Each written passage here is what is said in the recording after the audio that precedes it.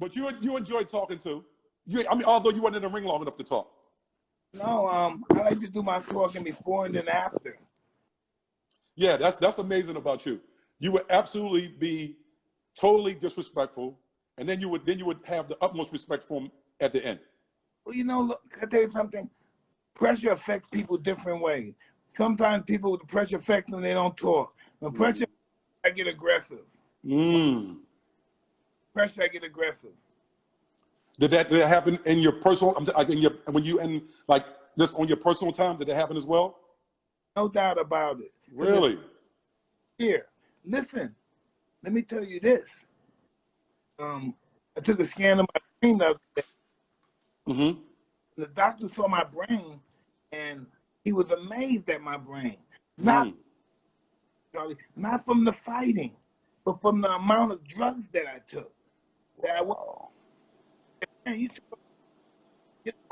He said showed Ali's brain and some other. He said some brain. I can't believe your brain is like this. And he said, but what he did was he said, hey, there's a lot of activity going on here with your anger. He could tell I was angry. He could tell I was afraid. I had fear issues. I had trauma issues.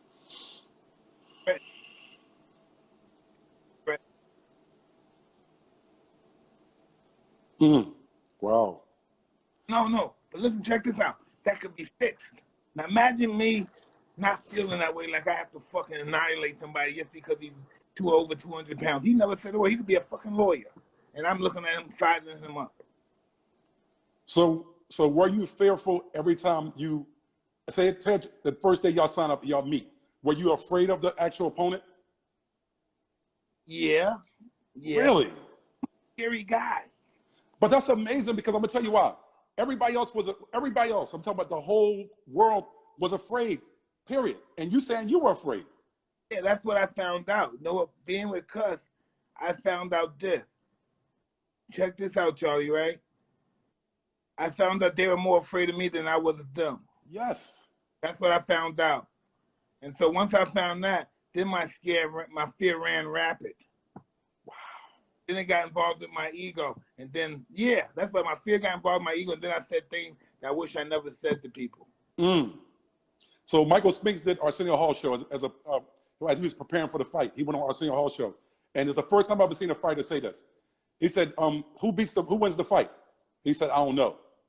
Like you could see his body language and everything was just off. Like I would say the two fighters I've seen like that, three. It probably was Terrell Biggs, Marvis Frazier, and of course Michael Spinks. They were afraid. They took it because of the money. Listen, right?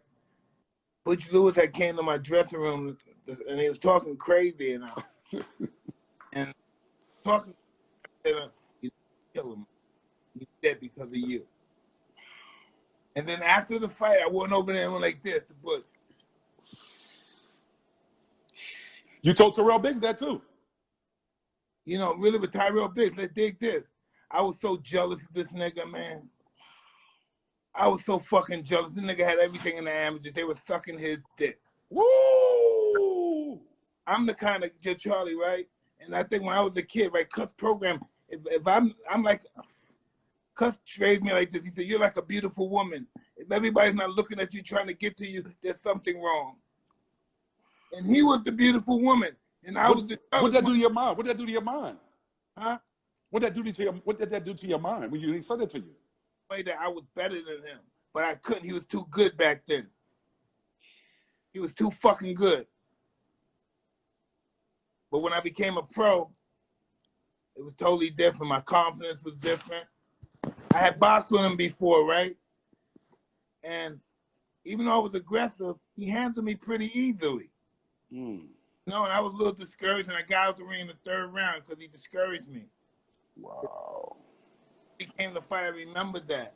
I remember him teasing me because we were going to the Olympics. I was going as an alternate. And the lady had said, are you going to the Olympics too? And he had said, he's just going for the ride. Woo! Woo! So you took that in with you?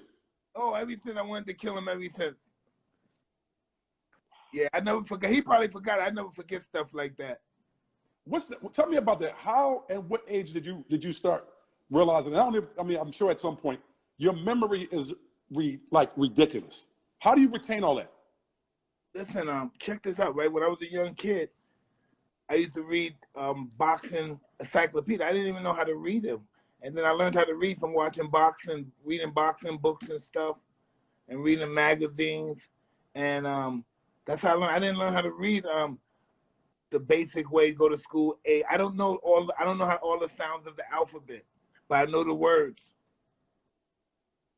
Like you are, like I said, a boxing, like I don't even know, most of the boxers I know don't know nothing about anything about boxing. You know about boxing from 1930s. How, again, what was that? What intrigued you about it? I'm talking to the point, be a historian. I've learned about all these fighters, right? And then by learning about the fighters, I learned about all the mobsters. Know how it come? Because all the mobsters grew up in the same neighborhood these fighters grew up as kids. I became fighters, and some of the mobs became fighters too. Some of them stayed in fighting, some of them went back to the mob. And I listen, peep game. Like back then, was it Tony Canzaneri and those guys were fighting in the 30s and stuff. Mm-hmm. Those guys grew up in the same neighborhood with Lucky Luciano, Mike. Wow. Yeah, and these guys are friends. There was this one guy, Mickey, huge guy in California. He was a professional fighter, but he was a gangster. Oh, Los Angeles. I was just saying, they showed us all these guys were fighters. The fighters knew all these guys. I was with Barney Ross, Jack. The reason was they're all poor. They all came from the same neighborhood. They came from Philadelphia. How many of y'all guys knew the tough guys out there that grew up in the same neighborhood? So to you, this is interesting. But to other people, they're disgusting scumbags. But to me and you, they're our friends. We love these guys. Love them. Right. Isn't that something? That we, other people that don't know them, they don't know that side of them. They only know the. They don't. Wow. Wow. Gangster, white community, these guys had gangs just like us, but then older gang members who now into politics are showing some of the guys get it, some of them don't. And the ones that become politics and they wind up running the city they used to rob. No, I'm serious. Wow. But us, we never get that opportunity. The only reason I get an opportunity like that because listen, from the grace of Allah, that's only happened. Because listen, I was a junkie. I was coked out and I was ODing all the time. I didn't die, but I'm ODing all the time. And if it wasn't for my mother-in-law, I don't know. My wife probably would have gave her. She didn't want to fuck her. I got it. Wow. But right now, at least, I got 11 years in. This happened in our first year in our relationship that we're gonna get together. You know, I didn't think this was gonna last a year, nigga. We got 11. It wasn't gonna last a year. It was like two people that thought we knew each other didn't know anything about each other once we started living together. That's before we even said I do. We had a baby, so I thought I was gonna do the right thing. I wasn't doing it. I had money. I think they inspired me to want to do the right thing, take care of this kid. Not in a million years think I was. Oh no, Charlie. And I was probably, how much, baby? 60 million in debt? How much was I in debt? 38 or 60? About 30 million in debt, right? And can you believe we bust that in the ass? We're not in debt. Smacked it. Years we're not in debt, baby. 6 years not in debt, collecting money. Can you imagine that? Wow. Start in 30 million to nothing.